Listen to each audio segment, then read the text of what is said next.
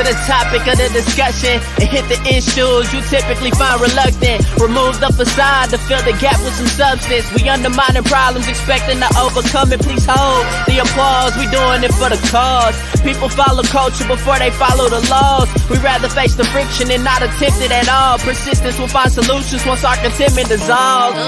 There's a hard pill to swallow for anyone breathing, both for folks who stay woke and those who be dreaming. We ain't slaves, yet we still ain't experienced freedom. What we need is the keys to access the kingdom. We're all in this fallen world trying to stay intact. I'm just a beggar, point you out to where the bread is at. So follow the breadcrumbs like Hansel and Gretel. Thank Yogi Bear and the thought engineer for that on Monday.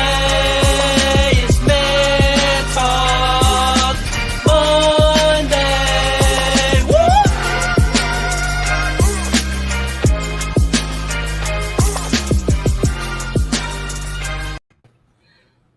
Woo! It's Monday. Yes. Monday. But it's a good week, though. It's going to be a good week. Great week. Great week. That's how you got to put it. It's going to be a great week, right? Yeah. I'm Derek, the Thought Engineer, here with my man, comedian John Yogi. How you doing? What up? How you doing, man? How was your weekend, sir? My weekend was great, man. Had some family come visit. One of my sisters who hadn't come to see me in a long time, she came to see me. So it was good, man. We had a good time, man. How about you? Man, went down to H-Town to see my daughter, man. People down there drive like they got blindfolds on. But other than that, everything was all good, man. It was all good. Had a real good time. Cool. Well, ladies and gentlemen, this is Man Talk Monday. It's an open forum where we talk about everything from religion to politics to relationships, social issues, all of that. But we're coming from a man's perspective. Now, keep in mind, this is not just for men. Men, women, boys, girls, everybody's welcome. The thing we want you to do is talk to us. How you can do this? Jump in the comments, leave your comment, leave your question. You can be part of the conversation. So that's the important part. We want you to talk to us, right? This is all of us having a discussion. So by all means, drop your comment, drop your question, and we can get you in and talk to you at that point. But ladies and gentlemen, without further ado, Man Talk Monday News.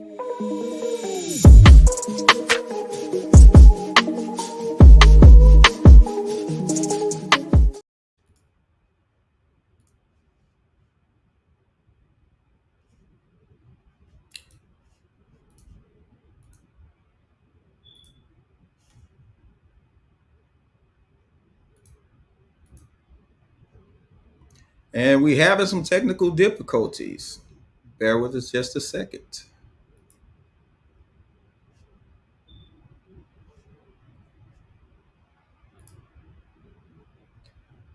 All right. Something going on with my man. Hold on just a second.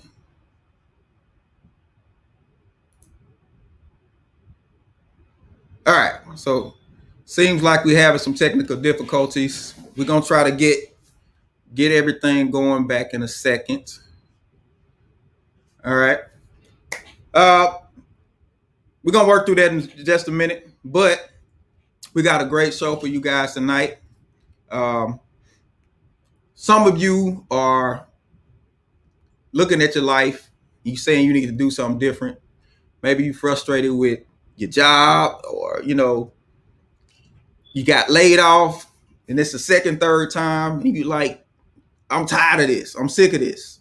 And you don't want it to happen no more. Well, doing your own thing could be scary sometimes. So we wanted to have a show to just kind of talk about the challenges, but give you some perspective to possibly encourage you in the process, right? So we got a great show for you tonight. Typically, normally we do our Man Talk About It with the letter. So please don't forget about Man Talk About It. If you have a comment, you have a question, something that you want us to talk about, you can send us a letter. We have the email address, mantalkmondays1@gmail.com. mantalkmondays1@gmail.com. You can send us your letters with anything you're dealing with. We keep everything anonymous, so you don't have to worry about that. But if you just want our input, we will be more than happy to share it with you. More than happy to give you our input, our perspective on it. But by all means, send your letters. By anything you got going on, send it to mantalkmondays1@gmail.com. That's the email. And we want you to jump in there, go ahead and share your situation with us, and we'll go ahead and give you our perspective on it. We're not professional doctors or anything. This is just perspective from two guys who want to help somebody out. All right. We're gonna get my man back on. I don't know what's going on. We ran into some technical problems, but we're gonna keep pushing. All right, is he? There he is. Man, I don't know what happened, man. John D. Blackman acting up tonight, man. I don't know what's going on with it.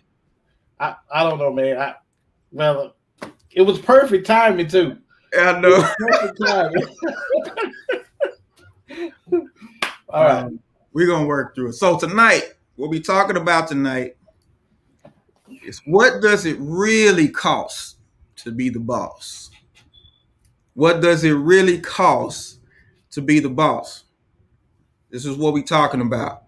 Like I said, some of you may have, got inspired at some point recently. You said, you know what? I'm going to start my own business, or I'm going to do my own thing, or something like that. You said to yourself. And now you've been looking at it, and you might be just a little bit hesitant. You might be looking like this young man right here. You trying to make that leap, but it ain't working out for you. You a little scared. So, if that's you, we want to help you tonight. All right. So joining us tonight, we got two great people that I know that are doing it right now. They're doing their own thing, and we want to get their input tonight.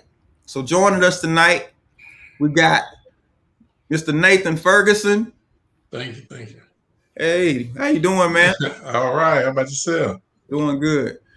And also joining us, we have Dr. Sheila Rivers. How you doing? I'm wonderful. All right. So real quick, we're going to start with you, Nate. Just kind of tell people what your business is and what you do. Gotcha. Yeah, I am a certified public accountant. I own my own CPA firm in the Plano area.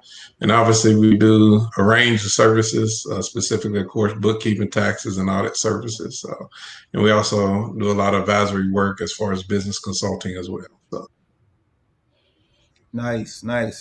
Okay, Dr. Sheila, what's your business? I own a mental health clinic on the Mississippi Gulf Coast.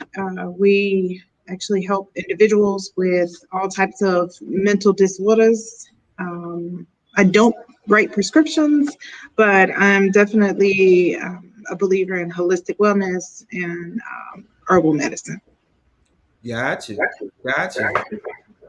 Now that's something that a lot of people are really starting to pick up on a whole lot. No, John. No. You trying to make an appointment, John? Right. Really, all right. So we're talking about, what does it really cost to be the boss? I never forget, great man I used to know, Dr. Miles Monroe. He said one time, he said he fired his wife's boss. He fired her boss. He said he actually went to her job. He said once he got his stuff set up, he went to her job and had to sit down with her boss and said, we no longer need your services anymore. My wife is going to come and she's going to work with me in our business. And we appreciate your time. We appreciate all that you've done. but we just want to let you know her time is up. Is that what you guys did? Is that what you did? Did you sit your balls down and say, it's time to go, partner? So how did your journey start? Nate, how did your journey start? Well, basically, I guess it started with, of course, I wanted to do accounting work, and then I started at an entry-level accounting job working for the government, and then worked my way on up, and then obviously left the government a little while back, and then obviously worked at another full-time job, and then I said, well, I've been doing bookkeeping and taxes for a little while, and then obviously did it part-time, so I had a full-time job and did it part-time, and as that business grew and that clientele started to grow, and I started to see the demand, I started to, well, there's something here to it then. And obviously it comes to a point of decision where, you definitely want to make equivalent to what you're making on a full-time job. And obviously you're outweighing the benefits. And then obviously as the clientele base comes, it's going to be at a point where you can tell the demand for that part-time job, which you initially had, is almost there for the full-time job. So it's going to come to a crossroads where you'll finally have to make that decision, say, okay, when is it time? Am I comfortable? Am I ready? But in order to do that, you definitely have to prepare a plan, especially if you're married, you got kids and all that good stuff, depending on you. But at the end of the day, you got to have a plan for the transition to make it a full-time job. So, but that's kind of my journey, the way I started out. It was more of a part-time basis in the transition to something bigger. And then obviously as the demand grew, the clientele base grew, and then obviously it transitioned to a full-time job. Okay. So what about you, Dr. Rivers? How did your journey get kicked off? My story kind of sounds a little bit like Nathan. I was working for an organization at the hospital, and that organization sold out to a private company outside of the hospital. And so I didn't want to transfer with the private company. And at that time, I was at a crossroad where making a decision, I just went part-time private practice at the time. And after going part-time private practice, the demand was so much so I transferred to the emergency room. And so I was working 11 to 7 at night at the hospital, and I would do Friday, Saturday, Sunday, Monday nights, 11 to 7, and then Tuesday, Wednesday, Thursday, Friday, and some Saturdays, depending on what the workload would look like, I would work the private practice. And so it came to a crossroad where you kind of have to decide, all right, am I going to do this full time? And is there enough demand there to still sustain me financially in order, to maintain the needs of my family at that time? And so it was a big, scary leap of faith. And just deciding, look, I'm going to open my schedule full time, and I'll be in private practice full time. So nice. Yeah. Go ahead, John. Well, see, I had I don't talk about this much, but I had I used to be a printer. Mm-hmm. So when I was printing, I had a printing business that I opened up on the side, and I did all of the wrong things. I was working full time and printing part time, and then it became part of the part time, and then it was part of the part time. We could. I didn't wait for I didn't never have the opportunity for things to really grow. And we did it all wrong, man. So, let me say, to be successful, I think Nate mentioned this. You got to have a plan. And you got a plan and a vision for your company and what you wanted to do. Because I was young and I just wanted to have my own business. So I ran out, and I can say I've had my own business 2 or 3 times. And yet here I am today with no business. So listen to these guys, sound like they know at least they sound like they know what they're talking about. So I guess that kind of leads into our first question. Why do people put off starting their own business? Why do they put it off? So what do you think about it? Dr. Rivers, why do people put off starting their own business? I would say fear and honestly not really knowing the resources. That sounds kind of like John. I have a lot of people that cross my path and say, you know what, I'm going to do so and so, and it just continues to be this idea that you never have any action on. So I challenge people: if you guys say you're going to do it, I'm the wrong person to talk to, because I'm probably going to push you to doing what you said you're going to do. You will either do it or you'll stop talking to me about it. So Nah, I feel you on that. yeah. What do you think, Nate? Yeah, I think, like you said, y'all hit it on the head. I hear a lot of it's fear, a lot of it's lack of resources. A lot of people just don't know where to start. They might have the resources a little bit.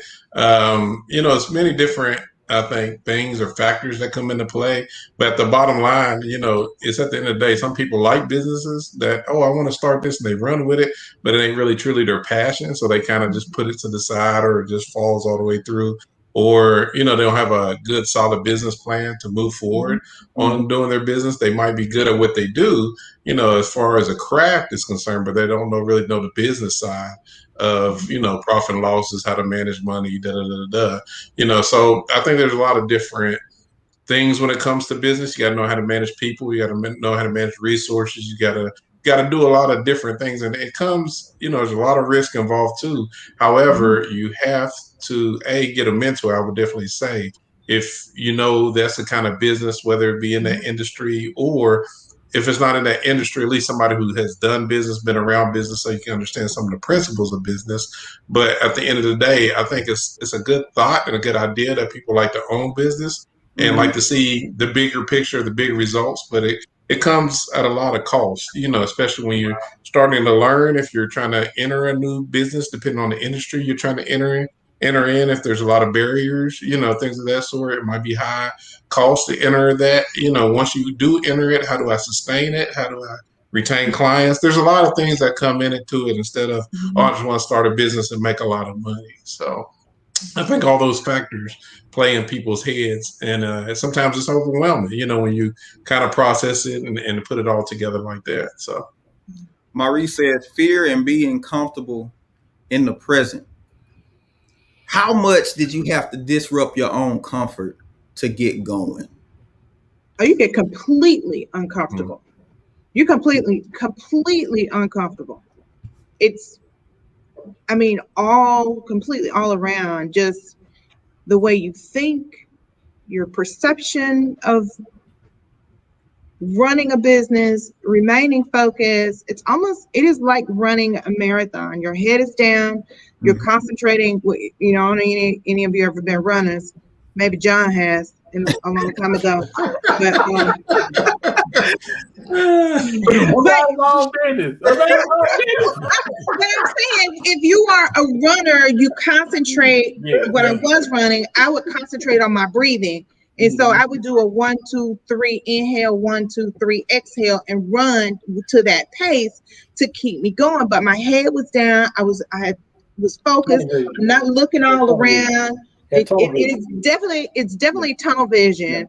And I've had this conversation over the last couple of weeks about this idea of tunnel vision and staying focused and always looking at the plan, revising the plan. Where am I now versus to where am I going? Do I need some extra help? And like Nathan said, I've been in business 5 years, and I've had 3 coaches, but all 3 of those coaches have been for different purposes. So my first coach was about managing the business and managing people, having a good fit in each one of those areas of business that you have, whether versus its front desk or marketing. What does that look like for you? People think, you're just gonna put something on Facebook. Facebook is not marketing. It may be a component of marketing, but Facebook and Instagram, that should not be your total base of marketing. Yeah. My second coach was about scaling. And so now I went into business, I've got everything going, and now I've got to scale back the business. And what does that profit look like anywhere from year 2 to 4? What do I want that to look like? And so then the third one was about the component of growth. Now I have all of these components in place. I've started the business, I've scaled the business, and now where do I go from here with growth? And all the time I'm still using, are people in the correct position and actually running the business? And what does taxes look like? What is an S corp versus an LLC and a C corp? And what do the tax components look like for that? That was a big eye opener. And so employees don't understand. Yeah, my revenue may be really nice, but you don't see how much I'm paying in taxes. Personal taxes and business taxes too, because every time my accountant send me a little email and say, "Can I pay taxes?" I'm like, "Oh, didn't I just pay them?" Okay, so I just paid that. So what is this for? And why am I paying these taxes? Nathan, you speaking this language right now. I do not like Hey, my accountant. She's like, she can't. I don't make the rules. I just help enforce them. Oh my gosh! So I got and then the federal taxes come at the end of the year. I'm like, wait a minute. Oh yeah. So I got a question. It sounds like this is a two-part question. So was your coaches all three of them, were they men or women? All of them were women because they were women in business. I knew it wasn't gonna be no man. I knew it wasn't gonna be no man. I would hire a man. Why? No, it wasn't gonna be no man because women ain't gonna listen to no man. Tell them that. I knew it. When she said that, I say there ain't gonna be no man. There ain't gonna be no man. And she said, "Well, they was women." I'm like, "Yeah, I kind of figured." But it sounds like, and maybe this was, because I'm thinking back when I was in business and I had no coaches. You out here, and it's difficult when you're trying to learn how to do business. Learn structure of business, learn all different components about business, because you can't afford to fail. You can't afford to make any mistakes when you're going out there. You have to have a plan and a vision. Sounds like, because man, like I said, I just was out here on faith and a prayer, and then when my faith left, the prayer left, and then I was back on somebody's job. So, and that's real talk, man. That's a great point, because there is something they call the runway. You have a runway when it comes to getting your business off the ground. And the runway typically hinges on financial things. That's why the wealth gap has been so detrimental to Black people, in that we don't have as much runway a lot of times. So for the Black business owner, I gotta turn a profit fast. I don't have time to, to wait, and eventually it'll take off. I needed to turn it now. So I think you get people making decisions in that moment because of the things that's pushing them. They see the end of the runway coming up, and we just like, man, they crazy. What are they doing? Why would they make a decision like that? But that runway plays a big part in it. So let me say this, everybody, y'all got some great resources here right now. If you got questions, you're thinking about starting a business and you want to ask them a question or anything, by all means, let us know, chime in. Monique says, I'm in the movement of creating and walking in my business. What are your pointers on using social media to promote your business? It's a good question. What would y'all suggest? Nathan, how would you go in? Y'all ain't saying a while ago. Yeah, let's go ahead and get Nate. What you got for it? Yeah, like I think Sheila said, social media is a good tool and it's just a good resource to put information out there. But again, you got to know your industry, know your clients, know what makes them tick. And there's nothing, in my opinion, better than word of mouth, going back to the old school way of doing it. Once you treat clients good, that word will travel from faster before you can do it, though. Because you think about it, social media, it's inundated. It gets, every time you scroll through one ad, you see another ad, you need another ad. But most people go to it when there's a need. So if they know that relationship, especially when you're dealing with business, it's good to have, if you're providing a specific service, as in my industry, where you really want that relationship, it's good to do more of that customer relationship one-on-one, in my opinion, than actually just throwing something out there. And I mean, every industry is different. So if it's better to throw the blast, and obviously throw the blast out there and it can't hurt. But at the end of the day, I really believe that your better bet of marketing is working through your client base that you currently have and let that word travel. But again, you got to know your industry, you got to know your clients, you got to know your needs. And again, that's part of knowing your business and growing your business, is that where do your clients come from? How are you retaining your clients? And how do you plan to project it to grow it, in that kind of industry, in that market? And if most of it is from, feedback from, your client base that you're currently serving, and then referring other customers, then obviously that formula is probably going to work more better than compared to other industries, where I'm not knocking other industries. Some of them maybe not as relationship oriented. So it's okay to put it out there. But again, it's all about what product, what good, and what quality of good and product that you're serving that's going to really tell the story, for that particular client, whether they're going to come back to you or not. Because it's one thing good to get a client, but it's another thing to retain them and them actually spreading the word to other people. So yeah.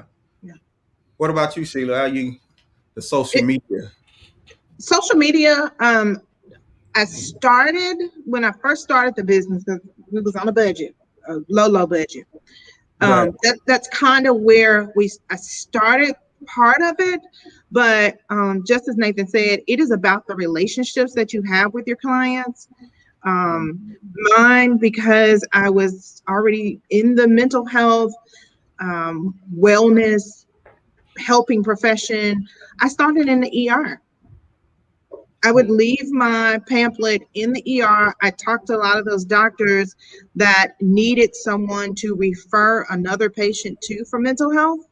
And to this day, I still have those referrals. And I hadn't been in the ER almost 6 years now. So I still get referrals from the ER. I've made a lot of connections with psychiatrists, and I personalize a lot of services. So we have an ongoing referral list in my office, and there's a place here called Florida Lee, and Florida Lee makes these amazing Bavarian strawberry cakes, and about twice a month I'll pick 2 people from that referral list.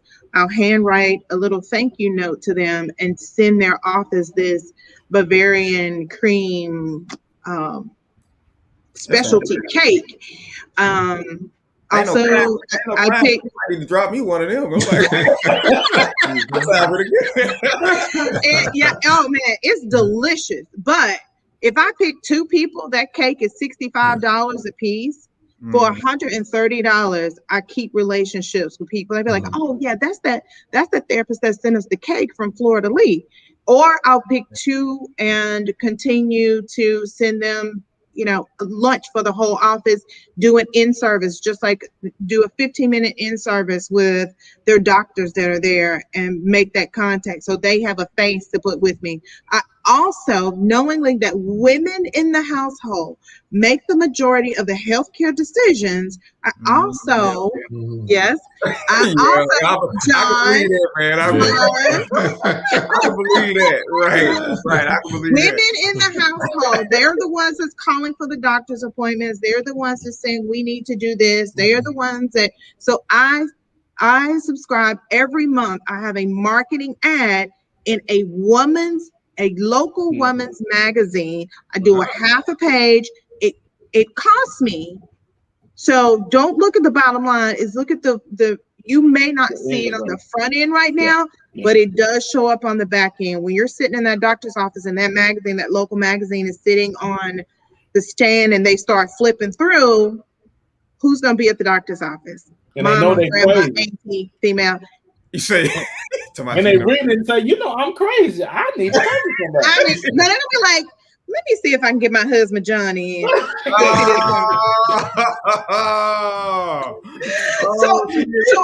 have to think strategically when you are talking about marketing social media. It's a great platform, I think, to in addition to, it should not be your only mode of marketing and promoting your business. All right, because you're gonna usually get the same traffic on social media on your own page. Yeah, so, we gotta remember social media is just social media. People look at it to go see who doing what and this and that. Yeah. But they normally don't go to your site of social media when they looking to go somewhere. It just depends on what you're using, what your business is related to how social media can work for you. But even with that, I think it's really important that you got to have some other avenues besides social media, regardless of what avenue you're trying to go into. That can't be the only one. Also, you want to think about anytime I have a patient that's sitting in front of me and they're new, the first thing I'm going to ask them is, how did you find me? And they say, oh, I found you on Google, or I found you on LinkedIn, or I found you on you were a referral, blah, blah, blah. There's a certain thing called an SEO, a search engine, what's that for? Optimization. Search engine optimization. And so that is where you have these keywords when people go to Google, Black woman therapist, I go to the very top of that. All right. And so you learn how to use your SEO tools. Wix is a great way to do that. They have a built-in SEO tool there. Or you can basically do it yourself. But I mean, if you want it professionally done, well, every time someone looks up therapist, you roll to the top, or accountant, you are the very top. So that SEO tool is very, very, very important when you're talking about marketing, especially on Google. Part of it is free. There's part of it that you can pay for also, but just check it out. So anyway. All right. So Monique says, thank you. Those are great things I feel I can implement now. All right. So Selena says, leaving one's comfort zone is extremely intimidating. How do you get comfortable with being uncomfortable and taking that leap to start your business? One day at a time. Comfortable with being uncomfortable. What'd you say, Sheila? One day at a time. One day at a time. One day at a time. We have a plan for just that day. If I look at how uncomfortable I'm going to be for the next 5 years, there is no way I'm going to do it. So today, I'm going to be uncomfortable. I'm going to find ways to make my uncomfortable state as comfortable as I possibly can. Okay. And so that means you're going to have to do some real good self-care, some self-reflection, taking some looks at, if you don't want the same results, you got to do something different. And so doing something different, that may mean I may not have ever taken a yoga class, but yoga may be that one thing that I take in order to keep my anxiety down, or, getting up earlier to get my day started, reading all my emails, blocking off my time, not wasting time scrolling on social media. That's, you got to get to a place where that uncomfortable place, you make it comfortable. Wow. And they say, how do you eat an elephant? One bite at a time. So all we can concentrate on is just today, and that's it. And then when you lay down tonight, you still making the list in your head. Find ways to remove the list from your head and sleep, because you have to food, water, and exercise or some form of recreation. You got to have those three. Yeah. That's some kind of grounding tool of some sort. Get you some food. We got sleep, self-reflection, grounding. There you go. Recipe, baby. Wow. That's good, man. So Maurice says, when I left the federal government to seek fulfillment in becoming a barber, I was called everything but a child of God. Leaving a decent income with benefits to cut hair. I know it sounds crazy. LOL. I had to continue to walk by faith even when I couldn't see or feel the ground beneath my feet. A lot of dark days, but I figured if I don't believe in me, who will? That was 7 years ago, and I haven't looked back since, and I probably never will. So that's a good question. What's the most fulfilling thing that you have experienced from being your own boss? Nate, what's the most fulfilling thing? I think the most fulfilling thing is, you have a vision, you have a goal. When you kind of start off, you're like, okay, this is what I want to do. I want to conquer the world. But I think the most fulfilling thing is when you're able to bless and you hire other people and you see the vision go beyond than you saw it in yourself. So I think when you start hiring employees, you see it actually grow more than what you ever thought it would grow, and you start reaching beyond, just the city limits, beyond different state borders and doing business outside of the state and things of that sort, that you may have thought one thing of your company, but it actually took legs and actually grew a lot faster than you ever thought it would ever grow. So one thing I have to say, that is a true blessing, because, you're able to bring on other people and be a blessing, and they're part of the process too. So. Mm-hmm. What about you, Sheila? What's the most fulfilling thing about being your own boss? I don't work on Mondays. Sometimes it's the simple things. You know what I'm saying? I've always said, if I ever own my own practice, we're not open on Monday. Now, if you choose, if you're a clinician and you want to be open on Monday, that's fine. We don't do Mondays. You don't do Mondays? We don't do Mondays. No more Mondays. No more Mondays. No, we don't do Mondays. Monday is admin day. That's where me and staff kind of get together, and we come in our sweatpants and flip-flops, and I don't look like a doctor, and right. They don't look like front desk staff, and that's just kind of our day. I went in this morning for a little bit. As you know, I also teach for Tulane, so I'm in New Orleans in my little condo, suite here in New Orleans, and we don't do Mondays. You get to call your own shots. If I feel like I want to go on vacation, I'm like, all right, schedule all my patients for teletherapy. I'm going to, where did I go? And I did teletherapy for a week, Panama City. I was in Panama City. I scheduled all my patients teletherapy, and I could still see them. And also, when I got done for the day, I just went right downstairs, off to the beach, and sat. So it's been able to call your own shots and, again, have other people, impart other knowledge to other folks also, to where the business actually grows and you actually get a chance to watch them grow. There's a book. Once you said you don't work on Mondays, I remember the title, and it's called No More Mondays. Mm-hmm. Studies have shown that the majority of heart attacks happen on Sunday night. Mm-hmm. I believe it. They happen on Sunday night because people are anticipating have to go back to a job that they hate, having to go through another week. I sit in the office sometimes. I'm working at home now, but people praise Fridays, the TGIF and all this kind of stuff. And it's like, it's a sign of the rat race. And it's like, how do you break yourself out of this rat race? But that is a book, and it's about finding your purpose is really what it's about. So No More Mondays. I have to look up the author. I don't know who it is, but once you said that, there made me kind of think about that. No More Mondays. And there's a lot of people who have something that they can contribute to society or something that they can do very well. What is the difference? What is the difference between doing your job and owning your business? Is it the same thing or is it different? No, there's a big distinct difference. Yeah. Like, in my opinion, employers hire people because there's a need, and they're hiring you individually because you fulfill their need into their vision. When you own your own company, you're actually investing in yourself.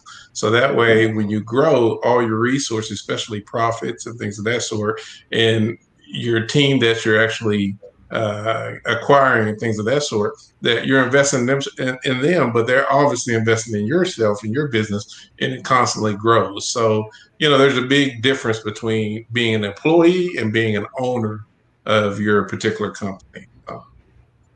Wow. Wow. You have some input on that, the difference in doing, because I've seen people and they be like, oh, well, so-and-so, boy, you sure can cook. And just because they can cook, let me open up a restaurant. And it's like, just because you can cook. but okay, let me jump in right here. Well, go ahead. That's a yes and a no. Because if you can cook, your first step is not opening up a restaurant. your first step is selling plates. Now, if you can go from selling, now tell me if I'm wrong, guys, but aren't there steps? Yeah. There should be steps to everything. Absolutely. Because whatever we do, we got to build clientele. We got to build comeback people that are telling somebody else, that are telling somebody that are coming back. And then when the demand, you say, "Wow, this is too much. I might have to think about opening up a Rick and Mortar or something." Right. No, yes, maybe. What you think? Yeah. Am I wrong? I think you hit it on the head. Like getting back to, I guess, Elena's question, where almost is, when is it that you turn around and you transition? Getting to the point of, hey, is there a need in the market? That's why you have to really study the market and figure out what makes your product or service different compared to other people. And then once you kind of have that down, it's going to be obviously a tweaking process throughout. You're never going to have it perfect. Let's just get that out there. There's never going to be a perfect product, a perfect service. As you go through the process, you tweak it, you make it better. At the same time, the whole idea is you should be learning and growing through the business or whatnot. And then obviously, as you do it, I always recommend do it part-time. And then obviously as the demand grows and you see it go, you're actually helping yourself out and investing in yourself, because you're learning lessons before you actually put yourself out there on full time and assume all the risk. And you don't want to learn all the risk when, of course, your neck's all the way out there on the line, when you rather take your time, kind of what John's getting to, take the baby steps. And that's why it's important to make goals. That's why it's important to make, write things down, of course, business plan, and say, okay, by this time, I want to have, a business plan developed, and then back yourself out time to make that business plan. Then obviously, by this time, I'm going to have this team with me, and then center yourself around a good group of team, whatnot. And then, obviously you move forward, and then I'm telling you, it'll grow and take care of itself pretty much as you go through the process. So you think we're in too much of a hurry to be a boss, and we run out there before it's boss time? Yes, I think a lot of business people, they like the idea of making the money. And there's nothing wrong, trust me, with making money. But I always say in business, if you make a great quality product or make great quality service, money will always find you. Always. Always. When you're good at what you do, money will always find you. It will. So if it will find you. You don't have to look for it. Absolutely. Yeah. So if you have a great framework in your business and you have a great team and you're making a great product or a great service, people will knock down the doors to pay whatever, however, and you start to control the market in your particular industry. And then from there, you kind of do your own thing, of course, after that. So. Wow, that's good, man. And I think it's. I want to just piggyback off of what Nathan said. Also, and that comes in. That was one of my steps for my first coach, was going through a business plan, doing a market analysis, and also what you call a SWOT analysis. Yeah, right. And break down SWOT for somebody who might not understand what that is. So a SWOT analysis, it will be analyzing your strengths, weaknesses, opportunities, and threats. Threats does not mean the people that's hating on you. Okay, so I have to really have to explain this to people. Like, I'm looking at your business not because I'm jealous. I'm looking at your business because we are in the same industry, and I'm comparing your business to what I'm particularly doing. Not that I'm hating on your business. That's not what it means, people.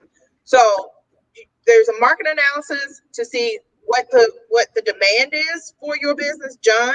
So if you're selling plates, then is everybody selling plates? And then how successful are you going? What's gonna make your plate different from somebody else's plate? Yeah. And so your SWOT analysis, what are you really strong in? Is it marketing that you're really strong in? Is it the barbecue sauce that's really got us coming back? We don't know. The weakness part is you don't know how to manage your time and your money. And the opportunity is then how can I maximize more of my time and money? How can I maximize, like, maybe advertising the barbecue sauce if that's the strength of the business? And then the threats are, how many more people do I have that selling plates on the same block that I'm selling, and are they using the same barbecue sauce? Go ahead. I just want to go into business. No, it is why you're not in business, John. I mean, this is so funny, but man, this is so. I'm listening, saying, "Oh my God, because I just wanted to go into business. I wasn't thinking about none of it. I just wanted to go into business. And I thought, hey, I'm gonna empower myself. I'm gonna go into business. But as fast as I ran out there, I ran back. And I think that's beautiful that you empowered yourself and you say, I want to do this and this is going to work. And you started the business, but you really got to have a solid plan when you jump out there. It says, what does it really cost to be the boss? That's part of the cost. And that's why we have conversations like this, because somebody has the inspiration, but they don't have the information. And you need both of them to make informed decisions and move forward. One thing we got to get away from, and all of my Christians out there that's listening, the Bible talks about faith, but it also says wisdom is supreme. You need some wisdom. Yes. You need people who have gone down the road you've traveled, who can tell you what's really going on. So faith is good. Faith is necessary, but you got to put some wisdom in there and actually get some information that you need, not to discourage you, but so that you can make informed decisions moving forward. And see, that's why we don't want people telling us what to do, because we think they're gonna try to discourage us. We think they're gonna try to talk us out of it. But more importantly, we don't want them grilling us, because most of the time we know we don't have our stuff together to even be in business. We don't want nobody to say it. I don't want to hear that. I don't want to hear that negativity is what we say. I don't want you speaking negative. I'm trying to believe God. Get on out of here, devil. You try to discourage me. So Monique has a question. Monique says, how would you go about looking for a business coach? I actually found mine. I was at, let me get John frozen. I need him to hear me. Yeah, we got to get him to wake up and say, we're good. He probably can hear you, but he just froze. We got okay. I actually found my first business coach at a women's success conference. So I was attending a business women's success conference, and actually the coach that I wanted I could not afford her. And so there were two women that actually spoke that just really, really struck me. And I was like, ooh. And so the first one spoke, I couldn't even afford her. The second one, and I'm glad I chose the second one, because she was much more personable and one-on-one with me. So that was one way I actually found one. And then just get referrals from other people. What type of business do you do? Has anyone else possibly had a business coach in your industry? So if you don't mind me asking, Monique, what do you do? You can Monique, put that in the comment section. Let her know what your business is. And let me say this: there is a difference between a mentor and a coach. Yes. A mentor is someone who has the actual experience, and they can tell you and give you insight from the experience. A coach necessarily does not have the particular, they're not giving advice. They're helping you think. They're helping you think through the process of the plans that you need to do. They're helping you, talking about the SWOT, figuring out the threats and the obstacles and opportunities and everything. They're helping you think through these particular things. So having a mentor, having a coach, mentors are the people who've lived that life. They have uncommon knowledge about what it is that you're trying to do. And, but a coach is somebody who helps you go through the process mentally of thinking through. They know how to ask questions. They know how to probe to get you to unearth stuff that you hadn't really paid attention to or you weren't really aware of. So a coach is somebody different. And I just didn't want people to get mixed up and say, oh, I got me a coach. And they really have a mentor. But a coach is necessary too, because a coach can help you go through a process as well. So Monique says, I'm into life coaching. I'm an instructional coach full time. So she does instructional coaching. So life coaching is her business. So she's looking for a business coach, a life coach. Look up Cheryl Wood.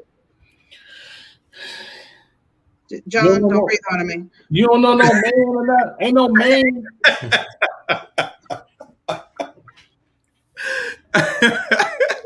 I'll wait. And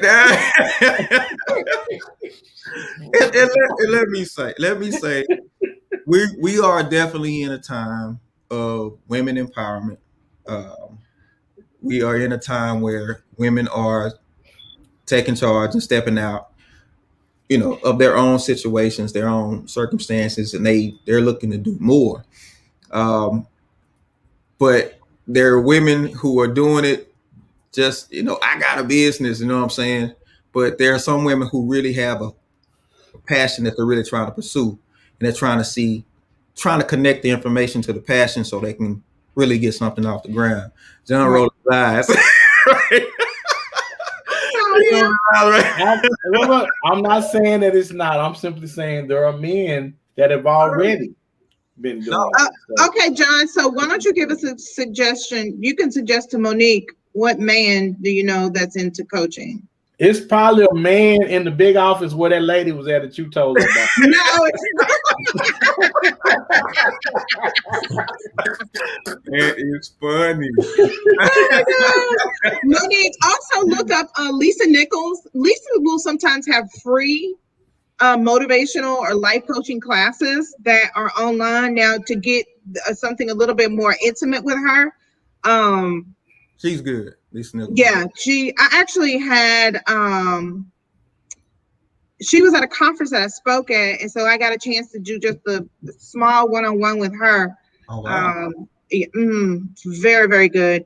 There's a personalized, and I don't want to quote her price because I don't write checks for Lisa. Okay. Right. But at the time, it was something that I was willing to invest in, and it is an investment, not, you got to be committed when you spending that kind of money with Lisa Nichols. But it is well worth it. She has a school that you can actually go to for life coaching, motivational speaking.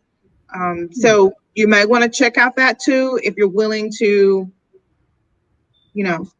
make an investment. So Absolutely. And I don't know if people really understand that the investment that it takes, especially if you need knowledge, you need understanding. right. You got to buy books. You might have to pay to go to a conference, and you may have to pay for personal time with, because depending on the level that you're really trying to access, these people, their time is valuable, and they make you pay for it. So but that'll until you spend that money. But won't that let you know how serious you are? This is very true. This is very true. Because if it don't cost nothing, we'll play with it. If it don't cost nothing. Yeah. When the more money you got to spend, let you know, whoa, how much is off doing? Yeah. Right. So I said $5,000 for 6 weeks. That's what I said. Right. And then a lot of people gonna back down from something like that. Yeah, gonna run down. They ain't gonna just back, they're gonna run down. Yeah. So real quick, we only got a few minutes. Real quick, you just brought up something real important. I know it's been good. Yeah. Real quick, how do you hold the line on your value as a business owner? How do you hold the line on your value, like where you won't compromise? Like, I know I'm good at this, so that take it or leave it attitude. How do you hold the line on that? What you say, Nate? Ooh, that's a good question right there. I think he you just on the gave head. us 5 minutes to speak on this. I know, right? I know we run out of time. That's a loaded thought engineer question right before the King's speech. But like you said, basically, I think you got to understand what value you bring to the client. So sometimes if you undercut what your value is, some people don't, like John say, take it seriously, and of course you don't want to be out there overpricing and just try to, to rip people off. But at the end of the day, you got to think about it. you have a particular product or you have a particular service that somebody needs. And especially if you're providing a service, you either usually went to school for it, you paid, you invested in yourself for it, to learn for it. So when you give it away, I would highly recommend don't give it away at dirt price, because you took the time to invest in yourself, to learn it, to provide that service to the best of your ability, and yet you're going to shortchange yourself. So you're really letting yourself, you're telling everybody in the whole world that I don't really value myself and what I bring in my product. So it kind of makes people, if you don't value, you don't believe in it, why should I take it for all the way for what it is? So whatever you feel like you're worth, figure out, do analysis, figure out what the industry is, figure out your education. And then obviously you should have some kind of baseline price of what your product or service should be. And that's what you should stand on. There's some kind of methodology that you should have, whether if you go to McDonald's or you go to Chick-fil-A, I guarantee they can break down each cost of what that product unit, all the way down to the cart of where those fries get into. And they can calculate each particular cost and know what to charge. And yet you don't question when you go through the drive-through why that combo is $6. Or better yet, you don't question when you buy your iPhone that is a really expensive purchase for certain individuals, and they take it for what it is. But if iPhone dropped the cost, then therefore people will question, is it really a great product? What happened? Did something, didn't update right? Is there security issues? But yeah, somebody took the time at that company to figure out each component for that particular unit and the cost and the value of that name, which is your brand. In a company, you need to stand on your brand, and whatever it is, it should be a take it or leave it mentality. You don't have to be rude with the client, but obviously if I'm providing this kind of service and this is what it takes, hey, I always tell folks, there's many other preparers out there. I'm not saying I'm the best, I'm not the worst, but at the end of the day, I know what I can bring to the customer. And once they get my service, they'll say, you know what, I am willing to pay for whatever it is worth to get that particular service again and again and again. So my thing is, know your worth. Stand on what you're worth. Have a methodology. Don't just pick numbers out of the sky. Have a strategic methodology of what you're worth, and then obviously, present it out there and stand on who you are and what your brand is. I'm done. Nate felt that one. I know I threw a heavy question right at the end. Oh man. What you got, Sheila? What you got on that one? I have 10 initials behind my name. I have 2 initials in front of my name. Wow. I have some commas. Right. I'll never forget, I didn't pass my LCSW the first time. My LMSW the first time I took it. And I was crying. I was so sad. And my girlfriend looked at me. She called me a word. Yeah, right. We know what the word. We know. Like, why you up there crying? She said, girl, you earned a comma. I said, I did pay for a comma, didn't I? Earned a comma. I like that. Earned a comma. So I've got 1, 2, 3 commas, 1 period, 10 initials behind my name, and 2 in front of my name. I think that speaks for something. Well. Hey, this hour has gone pretty quick. Let's say quick. All right. So final thoughts, real quick. Sheila, since you've already been going, so go ahead and give people the last thing you want to leave them with. Oh my goodness. Business, follow your passion. And then you have to question yourself, your passion. Your passion doesn't care if you up early or stay up late, or if you're broke putting into the business, exactly what your call of purpose of life is. So my thing to you is find that and definitely follow it. My final thought? I guess my final thoughts is, I know business seems overwhelming, it can seem scary, but my thing is, if you're out there working for somebody and you're really passionate to go out and start a business, take the time, develop a plan, but most of all, invest in yourself. Life is short.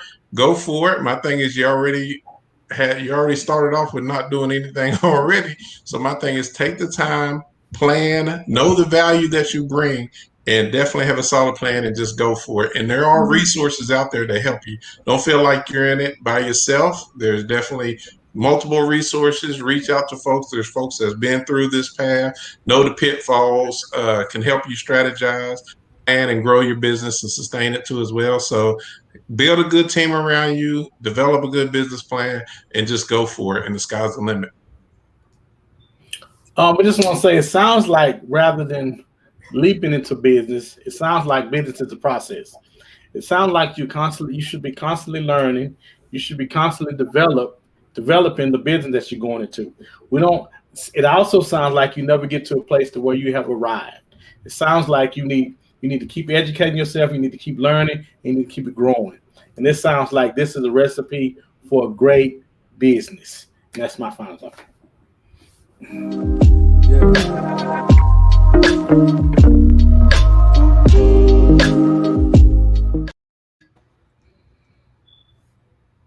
Wow, we've had a great conversation tonight. And I know some of you may be on the fence. Maybe we threw a lot at you and you're really thinking through the whole process right now. But there's an old adage that says, you teach a man to fish, he can eat for a day. If you give a man a fish, he can eat for a lifetime. I heard a guy speak today and he said, but there's another part. He said, empower the man to own the lake and he can feed generations. Sometimes stepping out means more than just what's your immediate life. And when things mean that much, a lot of times it's worth the risk. Listen, people say no risk, no reward. Life is not meant for us to play it safe all the time. Now, the thing is, there are people who can give you information so that you can take that risk and take it with more information than just jumping out there blindly. But by all means, go ahead and take the leap. Is it going to be uncomfortable? Absolutely. But the reward on the back end of knowing that you are in the driver's seat when it comes to your family and just generations down the road. There's a passage in the Bible that says, where there is no ox, the house is swept clean.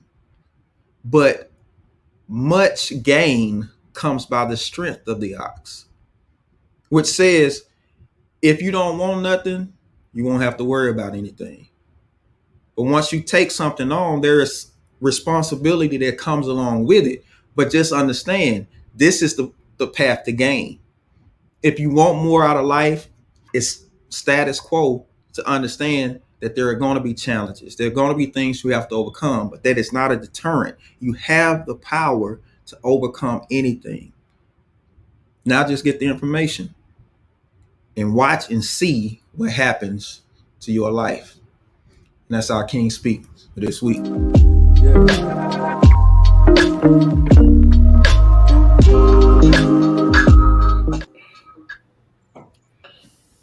Wow. Wow, man. That was a quick hour. That was a quick hour. I appreciate Dr. Sheila Rivers and Nathan Ferguson. We appreciate y'all for coming on with us tonight. I know we helped some people tonight. I know we helped some people. Good stuff. That was good stuff, guys. That's really good stuff. You too, Sheila. John,